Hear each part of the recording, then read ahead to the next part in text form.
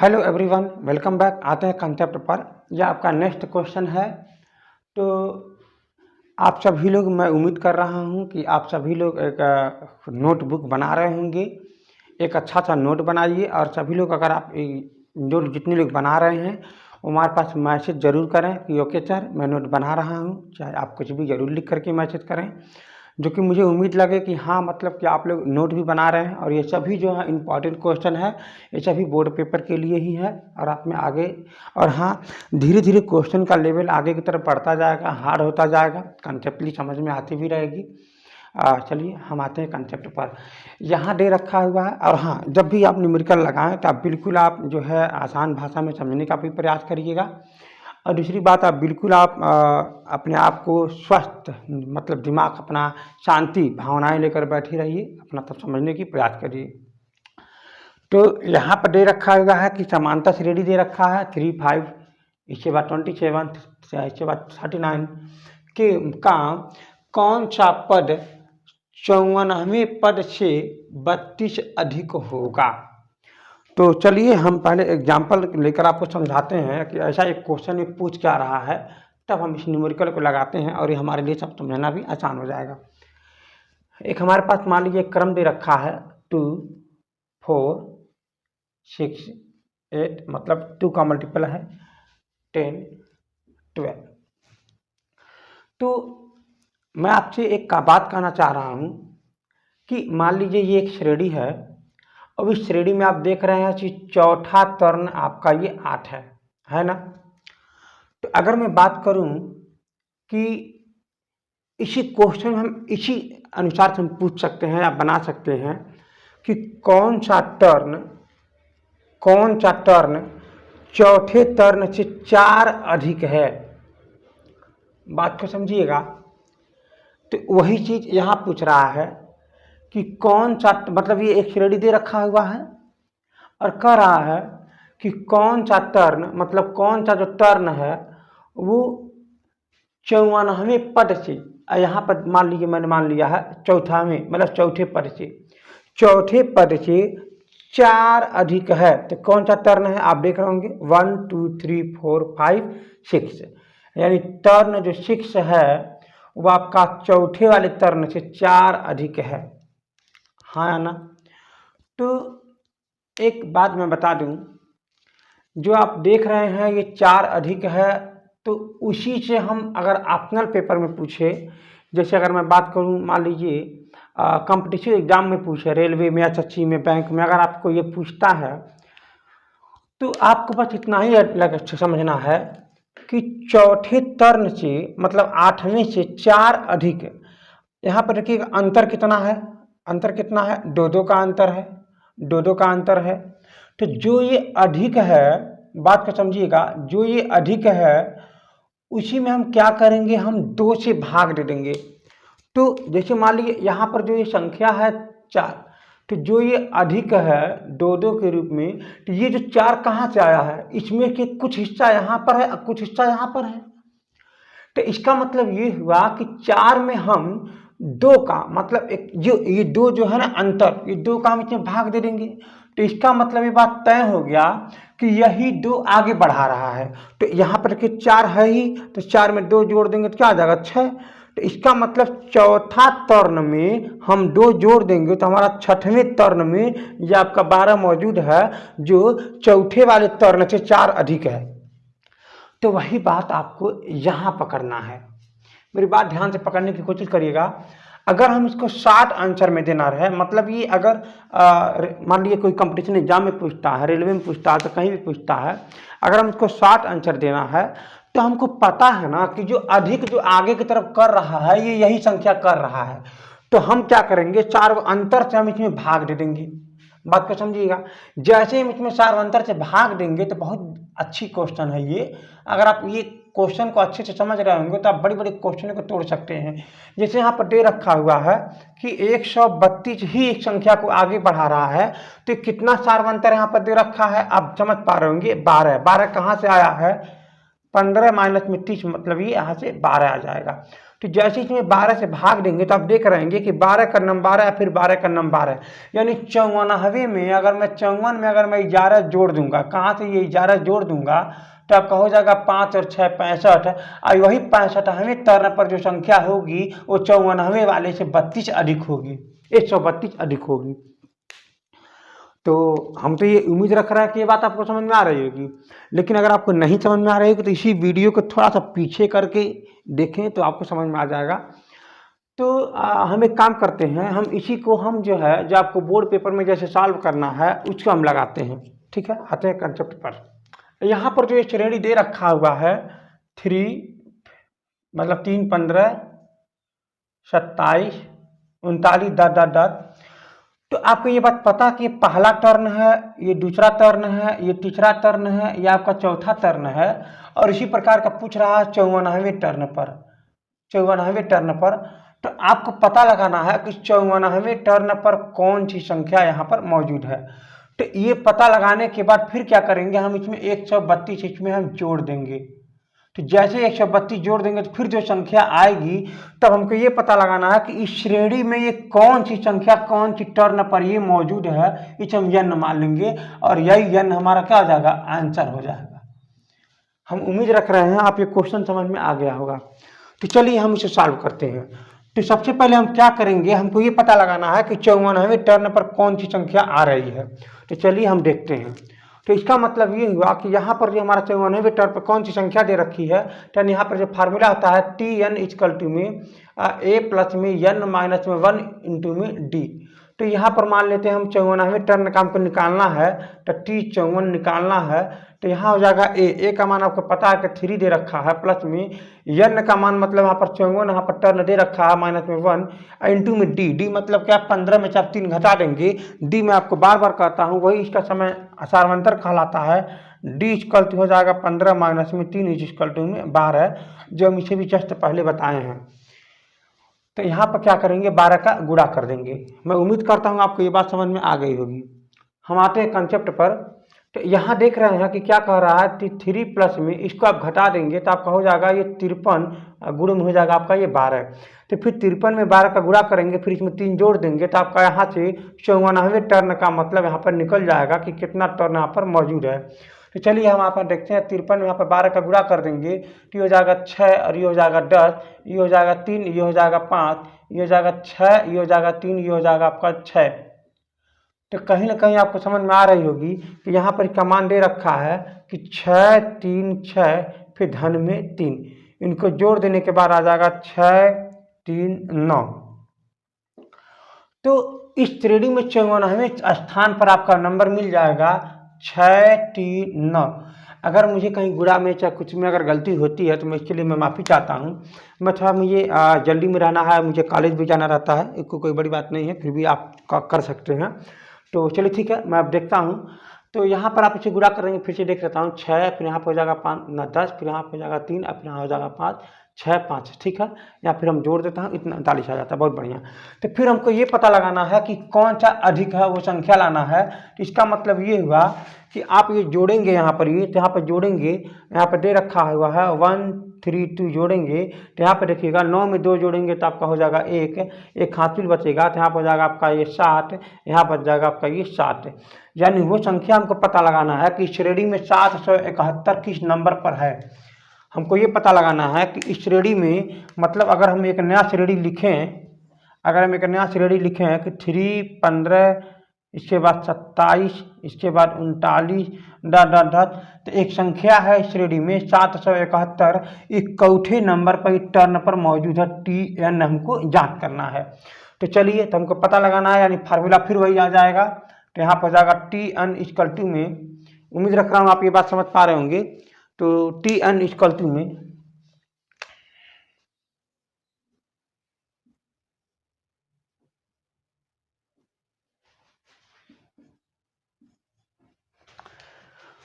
तो देखिएगा ये Tn है, मतलब लास्ट वाला मान लेंगे। तो यहाँ पर क्या लिख सकते हैं, a प्लस में n माइनस में 1 इंटू में d। हमको n का ही मान याद करना है। तो यहाँ पर आप लिख सकते हो 771 बराबर में a का मान यहाँ पर क्या दे रखा है 3 प्लस में n का मान कितना हमको याद करना है वही मान। तो कैसे मिलेगा, तो यहाँ से हम घटा देंगे तो क्या हो जाएगा, यहाँ पर ये 12 हो जाएगा। फिर ये क्या करेंगे, यहाँ पर ये इसको आप इधर कर देंगे तो क्या बन जाएगा, माइनस हो जाएगा। जैसे इधर आएगा तो क्या बन जाएगा, माइनस। तो यानी इसमें से आप 3 घटा दोगे तो आपको उम्मीदन पता होगा कि यहाँ पर 68 आ जाएगा। इसका मतलब 768 हो जाएगा। फिर बराबर में n - 1 फिर यहाँ पर कोष्टक में 12। तो फिर क्या कर सकते हैं आप, यहाँ पर इसको भाग दे देंगे तो 768 बट्टे में आपको मौजूद हो जाएगा 12, फिर n - 1। तो फिर यहाँ से भाग दे देंगे तो आपको भाग देने तो आता ही होगा। 7 छक्का यहाँ पर 12 छक्का 72 हो जाएगा। फिर यहाँ कितना बचेगा आपका 4, इसके पास चला जाएगा 48 हो जाएगा। 12 चौक को 48, यानी यहाँ पर समझ में आ गया होगा कि 64 बराबर में n - 1। अब आप यहाँ से आप देख रहे होंगे कि n - 1 बराबर में 64, तो n = हो जाएगा 64 धन में 1 बराबर में 65। जो मैंने आपको अभी अभी समझाया है उसका आंसर यहाँ पर 65 आया हुआ था। तो यानी आप ये बात समझ में आ गया होगा कि हम इसे कैसे सॉल्व करें हैं। अगर आपको नहीं समझ में आया होगा तो एक बार और वीडियो को देखेंगे तो आपको 100% उम्मीद करता हूँ आपको समझ में आ जाएगा। तो चलिए ठीक है, ये आते हैं एक नए क्वेश्चन की तरफ बढ़ते हैं। ये क्वेश्चन जो है बहुत अच्छा है, इसको अगर आप मन से समझेंगे तो आपको बहुत अच्छा भी लगेगा, लेकिन अगर आप ध्यान नहीं देंगे तो आपको गलती भी कर बैठेंगे। तो यहाँ पर कह रहा है कि समांतर श्रेणी का 9वां पद 0 है, तो सिद्ध कीजिए कि समांतर श्रेणी का 19वां पद, और फिर देखो 19वां पद का 2 गुना है। तो आपको ये बात ध्यान देना है कि क्या कहना चाह रहा है। पहले आपको ये समझना कि समांतर श्रेणी का सिस्टम क्या है। पहले आप समांतर श्रेणी लिख लीजिए, आपको जो आप बार बार मानते हैं, चाहे जो मैं मानता हूँ।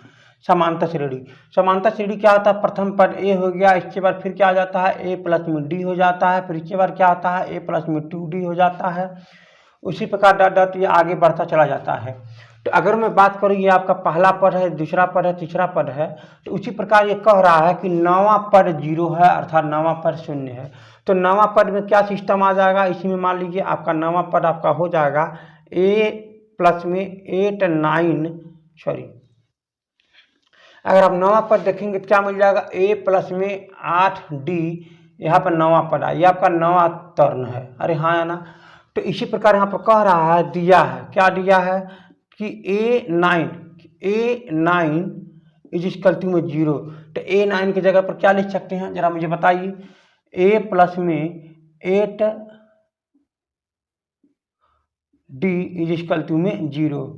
मैं एक बात कहना चाहूँगा कि जो आपको क्वेश्चन अगर देता है तो समझ लीजिए जो क्वेश्चन पूछ रहा है तो दिए गए से ही तो आप सॉल्व करेंगे।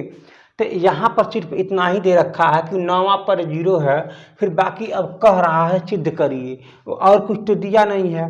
तो आपको इसी को आपको आधार बनाना है, इसी को आपको अपना मेन जड़ बनाना है, और इसी से आपको सॉल्व करना है।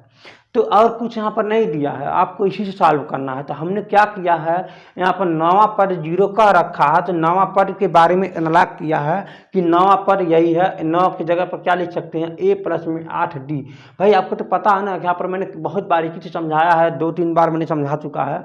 तो यहाँ पर 8 कैसे आया है, 9वां का रहा है तो 1 कम हो जाता है, इसके बाद ये हो जाता है। ये आपको मैंने बहुत अच्छे से समझाया है।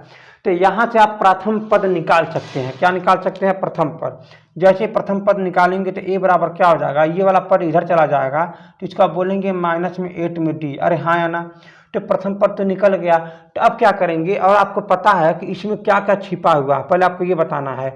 इसमें आपका प्रथम पद जो है, प्रथम पद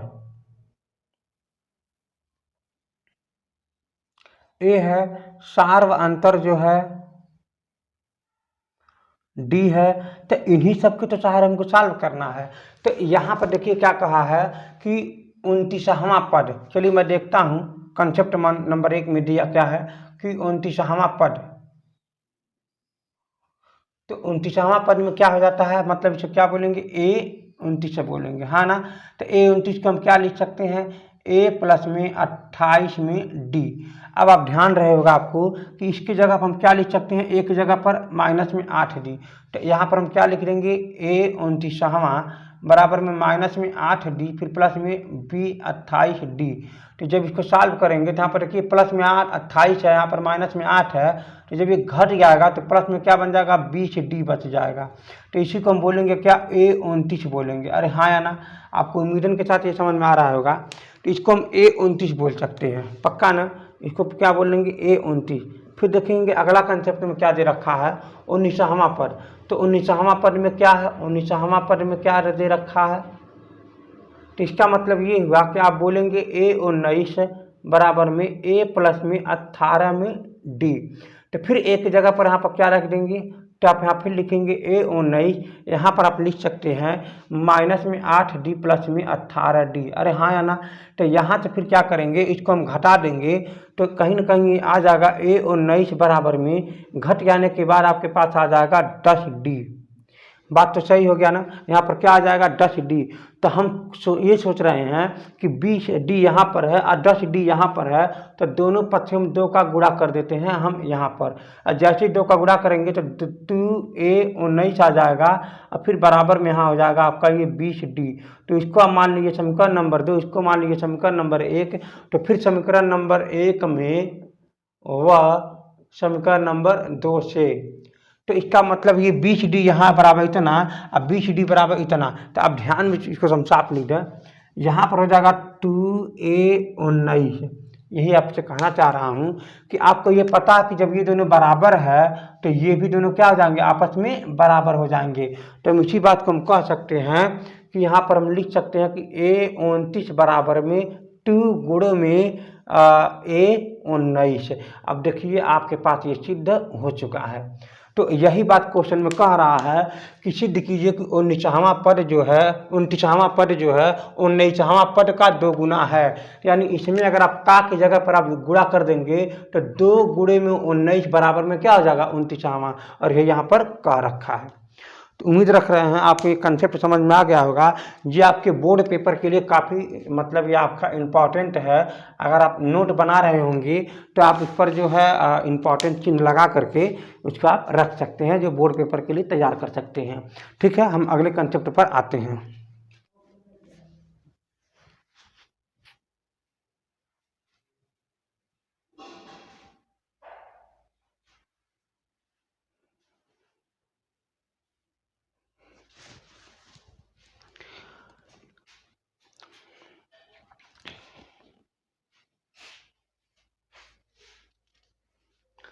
हम आते हैं एक नए क्वेश्चन की तरफ। ये क्वेश्चन थोड़ा सा एडवांस है लेकिन ये बहुत अच्छा है, आपके पेपर के लिए ये भी इम्पॉर्टेंट है। मैं इसके आगे तरफ इम्पॉर्टेंट का लगा देता हूँ, ये भी एक आप लोगों के लिए इम्पॉर्टेंट क्वेश्चन बनता है।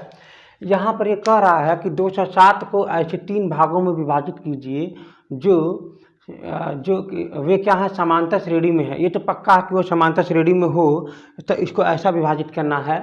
फिर क्या कह रहा कि जो 2 छोटे भागों हैं उनका जो गुणनफल करने पर 4623 मतलब 4623 आ जाता है। तो ये आपको समझना है कि ऐसी मतलब ये संख्या है, इसको 3 भागों में बांटना है जो कि वो क्या समांतर श्रेणी में हो। तो पहले आपको इसके बारे में समझ लेना है कि क्या इसका मामला है, इसके कैसे हम कर सकते हैं। तो चलिए ठीक है, तो हम यहाँ पर आते हैं। पहले मान लीजिए आपके पास यहाँ दे रखा है कि 4 5 6। मान लीजिए ऐसे अगर कोई संख्या दे रखा रहे और इसको क्या रहे कि इसको जोड़ा रहे आपस में, जोड़ करके मान लीजिए दे रखेगा यहाँ पर ये 15। कितना दे रखेगा 15।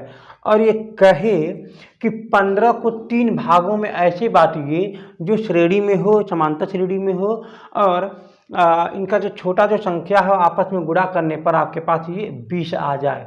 तो आप उम्मीदन के साथ कह सकते हैं यही कंसेप्ट का फार्मूला लगेगा। लेकिन अगर आप देख रहे होंगे कि अगर हम एक काम करें, अगर हम बीच वाला संख्या मान लेते हैं तो इसके पीछे वाला संख्या क्या है 5 में से 1 कम है, अगला संख्या क्या है 5 में से 1 अधिक है। तो जब हम इन सभी को जोड़ते आपस में, तो मैं देख रहा हूँ कि 5 माइनस में 1 और फिर इसके बाद प्लस में 5, फिर प्लस में फिर 5 प्लस में 1। तो आप देख रहे हो कि ये माइनस कैंसिल हो जा रहा है, जो कि ये 5 आ रहा है, तो मतलब ये 3 बार आ रहा है। तो इसका मतलब ये हुआ कि ये यहाँ पर 15 आ रहा है जोड़ने पर। तो देखिए सच में गुणा करने पे 15 आ रहा है। तो उम्मीदन के साथ हम ये कह सकता हूँ कि आपको ये बात समझ में आ गया होगा कि अगर ये 3 भागों में बांटना है तो हम बीच वाला संख्या मान लेते हैं, मान लीजिए n।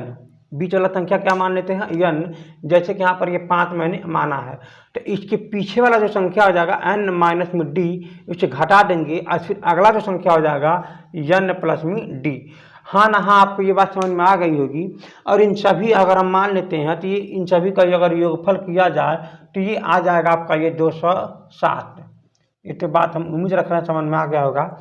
तो मैं ये ऐसा क्यों किया हूँ आपको मैं बता दूँ कि जो यहाँ पर d माना गया था, जो यहाँ पर d जो मौजूद है यहाँ पर फिर हालत में कि ये 5 प्लस में d, जो प्लस में d रखा है, और फिर यहाँ पर 5 प्लस में माइनस में d जो रखा है, तो ये जो जोड़ने पर जो ये d की जगह पर -1 है, यहाँ पर जो +1 है, वही दोनों यहाँ पर कैंसिल हो जा रहे हैं। तो मैं एक बार बता दूं, अपना सॉल्यूशन, अपना क्वेश्चन को सॉल्व करने के लिए, आसान बनाने रखने के लिए हमने इस तरह का मेथड अपनाते हैं कि बीच वाले को पहले n मान लेते हैं और फिर इसके जस्ट पीछे वालों को एक कम, मतलब चाहे d कम, सार्वंतर ही तो कम होगा। फिर यहाँ से हम एक अगला वाला संख्या को क्या मान लेंगे, n प्लस में d मान लेंगे, जो कि एक श्रेणी बन जाता है। तो उस श्रेणी में आपका सार्वंतर भी d कहलाएगा। अरे हाँ या ना।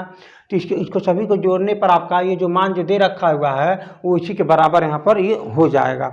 चलिए हम आते हैं यहाँ पर। तो ये जो श्रेणी है वो आपको समझ में आ गई होगी। तो आगे की तरफ देखते हैं।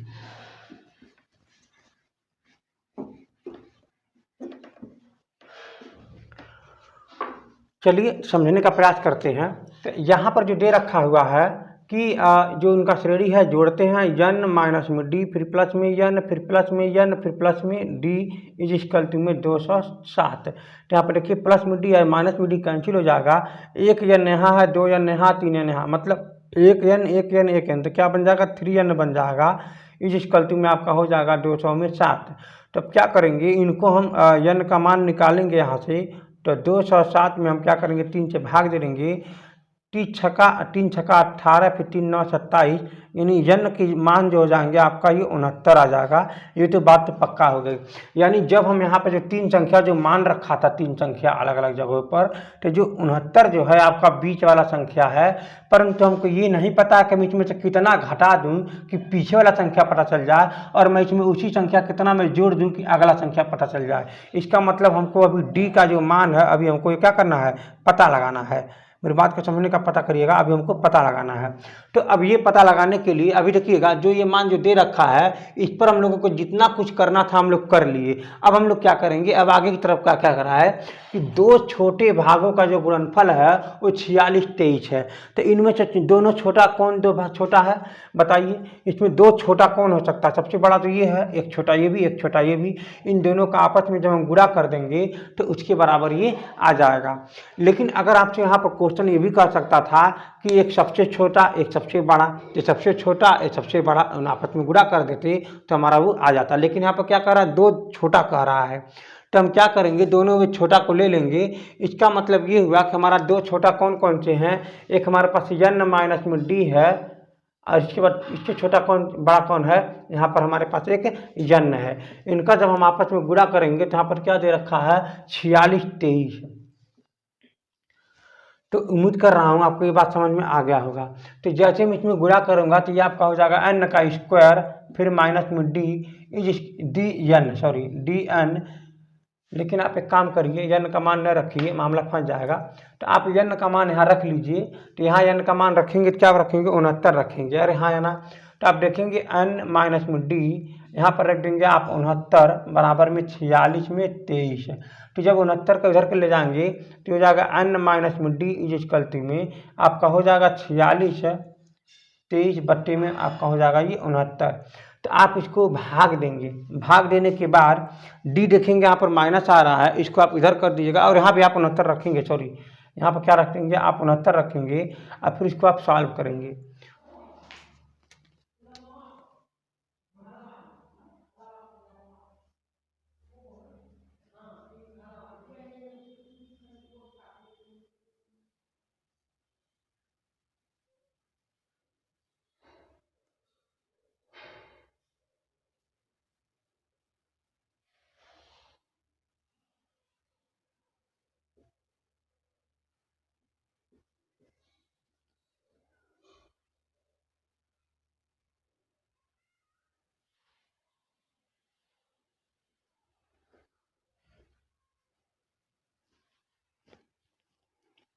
चलिए हम यहाँ पर 69 का पहाड़ा में लिखा हूँ, तो यहाँ पर आप देखेंगे कि मैं भाग देने की मैं कोशिश कर रहा हूँ आप सभी के सामने। तो यहाँ हो जाएगा 46, ये हो जाएगा 23।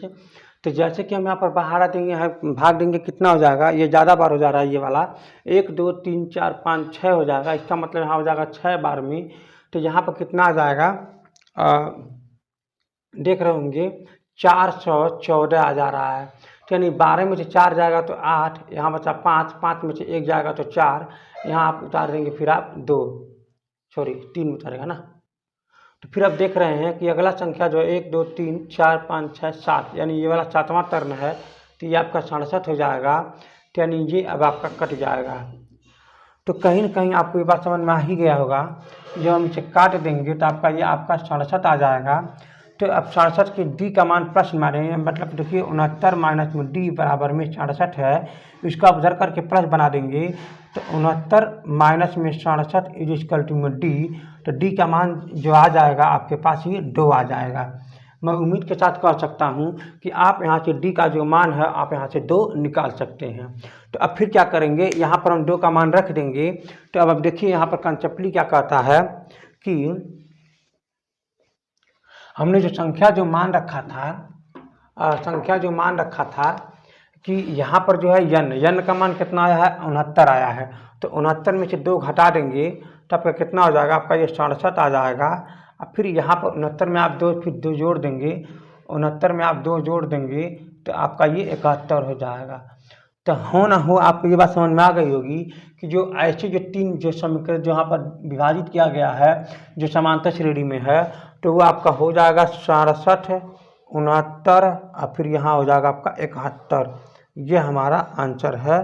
आपको समझ में आ गया होगा कि आप इसके जगह पर क्या लिख देंगे, 67, इसके बाद जगह पर 69 जो आपके पहले ही आ चुका 69, इसमें फिर 2 जोड़ देंगे तो यह हो जाएगा आपका 71। तो यही आपका क्या आंसर है। चलिए हाँ या ना समझ में आ गया होगा। मैं फिर से बता देता हूँ, आपका कंसेप्ट मैंने अन माना था, इससे कम मैंने यन से मैंने डी को कम किया था। भाई सार्वंतर तो ही कम होता है, सार्वंतर ही तो वृद्धि होता है। तो यहाँ पर क्या लिख देंगे, प्लस में डी। तो अगर हमारे पास 69 है तो 69 से क्या करेंगे, 2 कम कर देंगे, जो डी का मान मौजूद है। तो ये क्या बन जाएगा, 67 हो जाएगा। यहाँ पर डी जोड़ देंगे 2 का, तो ये आपका क्या हो जाएगा, 71 हो जाएगा। ये और ये और ये हमारा क्या है, आंसर है।